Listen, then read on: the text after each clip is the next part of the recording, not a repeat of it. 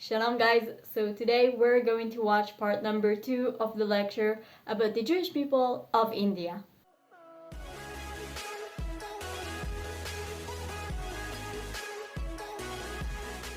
B'nai Israel, the children of Israel. Here's a fascinating depiction of B'nai Israel baking matzah, and they clearly are dressed in traditional Indian costume, but preparing a very traditional Jewish cuisine.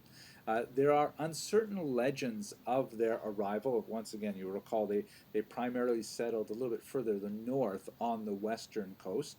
The entire western coast, by the way, achieved a tremendous popularity and surge in transport once the prevailing directions of the monsoon winds were harnessed for efficient travel from the Middle East and the Red Sea into the Arab Sea. It is the Arabian Sea. It is important to note that it was a very dangerous passage, especially before the monsoon winds were more better understood.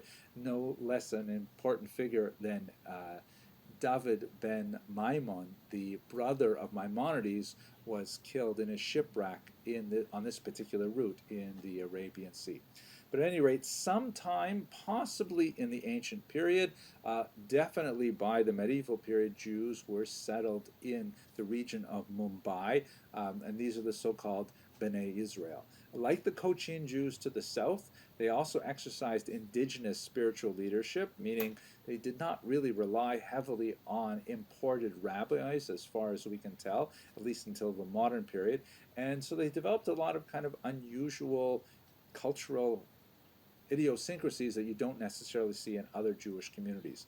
But there's a remarkable explosion of Jewish activity among the B'nai Israel in the early 19th century, ironically with the arrival of Christian missionaries. This is because the Christians come in, and as we saw to a certain degree with the influence of Jesuits on the Chinese Jewish population, the Christian Jewish missionaries bring a lot more exposure to the broader Jewish world with them through their attempt to convey Christian doctrines. And the B'nai Israel, as it were, said, wow, this is really interesting. And oh my gosh, you know Hebrew, so you could teach me Hebrew. And all of a sudden, these B'nai Israel started becoming really proficient in Hebrew and started studying more and more Tanakh and getting more involved in Mishnah, Talmud, and so on. And they ended up developing really a Mishnah and quite Talmud is rich also part of our connection with the books, rest like of the world Jewish Jewry, so books. much so that, like Cochin Jewry, in the 20th century, there's a very heavy movement of B'nai Israel to make Aliyah, to move to Israel. I'm not going to discuss 20th century issues in this particular class. We'll have to get to it in the next semester, but they're really quite connected to the rest of world Jewry and especially to the land of Israel. Just to have a look at some of the interesting cultural features that developed among the B'nai Israel, here you see an interesting custom that right next to the mezuzah, the small device that's attached to Jewish doors that has a piece of the Hebrew scriptures in it that from the Shema prayer. On the right, they also put up some rice stalks as a kind of prayer, physical prayer for good fortune and fertility. Fascinating. Cool. And also you see among the B'nai Israel in this particular photograph, which is from the mid 20th century. I know I said I wouldn't talk about the 20th century, but nevertheless, especially through their contacts with Christian missionaries, the B'nai Israel begin to make a distinct movement towards modernity, as you can see in the varieties of clothing and their generational differences in this picture alone. And there are many such examples of these photographs from the early 20th century. Okay, I absolutely. This is so cool. First of all, I love the fact that it's just like it's so interesting for me, but I feel like every time I need to stop and explain something to you. So if you saw a lot of my live stream and stuff like this, so you familiar with several of the things we're doing in our Jewish way of life. The mezuzah, we have this thing that you have to have, like you must have every, like in a place you live in. Most of the people also adding it in like stores and stuff. It's just it's a device, like he said, a device that is inside of them. There is part of our Torah, something that is reminding us who we are, what are we supposed to be, like it's something really really important for us. So I love seeing the mezuzah in different places in the world. I absolutely love to learn about Bnei Israel, because though like that specific tribe, because there are people I haven't actually got the chance to learn a lot about. It was mostly about, you know, the Jewish people from Cochin, the Baghdadis who went to India.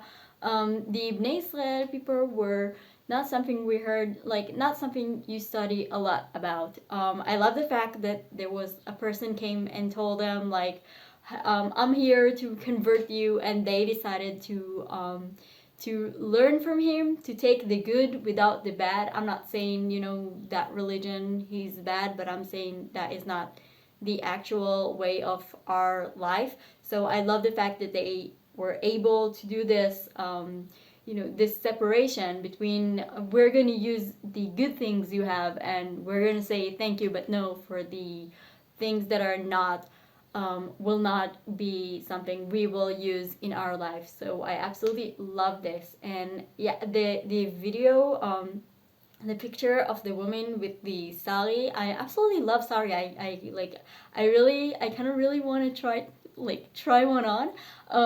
But I absolutely love the fact to see them also embracing the where they are, like embracing India with the culture, with the where, like what they are wearing, but at the same time also remember who they are and where they came from, and what the whole like the whole when they're making the matzah in the beginning, where they cooking, when they're preparing the food.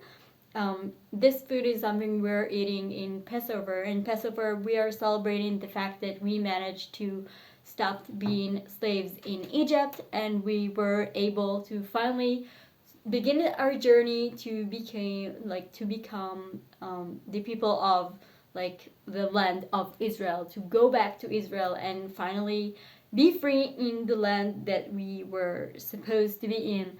So I absolutely love the fact that even if you are not actually in Israel, you are still remembering and you're still telling your children about who they are, and like what is our purpose. So I absolutely loved it. I hope it was interesting for you. I know it does not, like, he didn't talk a lot about India. However, like I said, this is part of Indian history. The Jewish people who were in it and how they affected India. So thank you so much for the people who saw this. He has a lot of other lectures about Jewish people and a lot of stuff like all over the world. So link in the description, and I will see you next time. Bye guys.